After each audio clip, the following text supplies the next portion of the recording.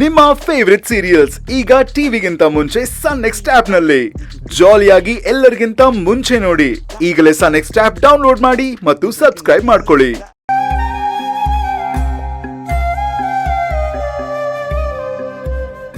ಪದ್ಮಿನಿ, ಅಣ್ಣ ಬಾ ಕೂತ್ಕೋ. ಈಗ ಹೇಗಿದೆ ಅಮ್ಮ?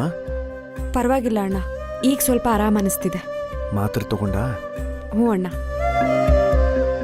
ನೀನ್ ಯಾಕೆ ಇಲ್ದಿರೋ ವಿಚಾರನೆಲ್ಲ ತಲೆಯಲ್ಲಿ ತುಂಬಿಕೊಂಡು ಈ ರೀತಿ ಒದ್ದಾಡ್ತಾ ಇದೆಯೋ ನನಗಂತೂ ಗೊತ್ತಾಗ್ತಾ ಇಲ್ಲ.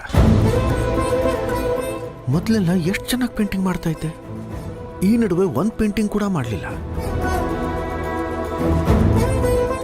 ನೋಡು, ನೀನು ನಿನ್ನನ್ನು ಬ್ಯುಸಿಯಾಗಿ ಇಟ್ಕೊಂಡ್ರೆ ಈ ಖಾಲಿ ಯೋಚನೆಗಳಿಂದ ದೂರ ಇರ್ಬೋದಲ್ವಾ? ಅಣ್ಣ, ಯಾವುದೇ ಕಲೆ ಅರಳಬೇಕು ಅಂದರೆ ಅದಕ್ಕೆ ಮನಸ್ಸು ಮುಖ್ಯ.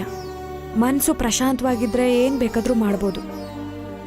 ರುಕ್ಕು ಓಡ್ ಹೋಗಿದ್ದಾಳೆ ಅಂತ ಊರಲ್ಲೆಲ್ಲ ಸುದ್ದಿ ಹಬ್ಬಿದಾಗ ನನಗೆ ನನ್ನ ಹಳೆ ದಿನಗಳೆಲ್ಲ ನೆನಪಾಗೋಯ್ತು. ಎಲ್ಲಿ ಅಕ್ಕನ ದಾರಿನೇ ತಂಗಿ ಹಿಡಿದಿದ್ದಾಳೆ ಅಂತ ಮಾತಾಡಿಕೊಂಡು ಅವಳ ಜೀವನನ ಹಾಳು ಮಾಡಿಬಿಡ್ತಾರೇನೋ ಅಂತ ತುಂಬ ಭಯ ಆಗಿತ್ತು. ಆ ಯೋಚನೆಗಳು ನನ್ನ ಆರೋಗ್ಯದ ಮೇಲೆ ಪರಿಣಾಮ ಬೀರಿರ್ಬೋದು. ನನ್ನ ಜೀವನದಲ್ಲಿ ನಡೆದಿರೋ ಯಾವುದಾದ್ರೂ ಒಂದು ಪುಟನ ನಾನು ಅಳಿಸ್ಬೇಕು ಅಂತಿದ್ರೆ ಅದು ಅವತ್ತು ನಡೆದಿರೋ ಆ ಘಟನೆನ ಅಳಿಸ್ಬೇಕು ಅಂತ ಅನ್ಸುತ್ತೆ. ಅಳಸಾಕೋ ಅವಕಾಶ ಯಾರಿಗೂ ಇರಲ್ಲಮ್ಮ. ಆದರೆ ಸಾಧ್ಯವಾದಷ್ಟು ಕಹಿ ಘಟನೆಗಳನ್ನು ಮರೆತು ಮುಂದೆ ಹೋಗ್ತಾ ಇರಬೇಕು.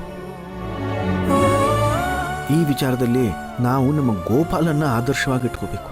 ಅವನಿಗೆ ನಿನ್ನೆ ಆಗಿರೋ ಘಟನೆಗಳೇ ನೆನಪಲ್ಲಿರಲ್ಲ, ಅದಕ್ಕೆ ಅವನು ಖುಷಿ ಖುಷಿಯಾಗಿರೋದು. ಅಣ್ಣ, ನಾನು ಆದಷ್ಟು ಕಹಿ ಘಟನೆಗಳನ್ನು ಮರೆಯೋದಕ್ಕೆ ಪ್ರಯತ್ನ ಪಡ್ತಾ ಇದ್ದೀನಿ.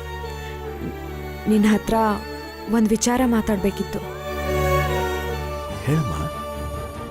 ಸ್ವಲ್ಪ ದಿನದ ಮಟ್ಟಿಗೆ ನಾನು ನನ್ನ ಗಂಡನ ಮನೇಲಿರಬೇಕು ಅಂತ ಇದ್ದೀನಿ.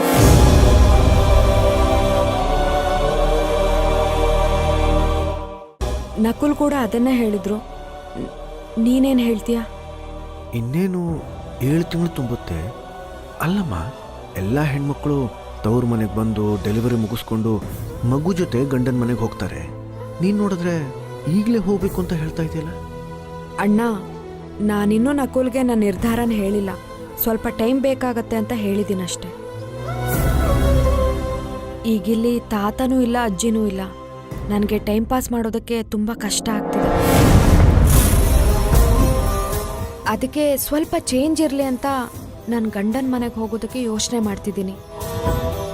ಆಗ್ಲಮ್ಮ, ನಿನಗೆ ಸ್ವಲ್ಪ ವಾತಾವರಣ ಚೇಂಜ್ ಆಗತ್ತೆ, ಮನಸ್ಸಿಗೆ ನೆಮ್ಮದಿ ಸಿಗತ್ತೆ ಅನ್ನೋದಾದರೆ ಧಾರಾಳವಾಗಿ ಹೋಗ್ಬಿಟ್ಟು ಬಾರಮ್ಮ.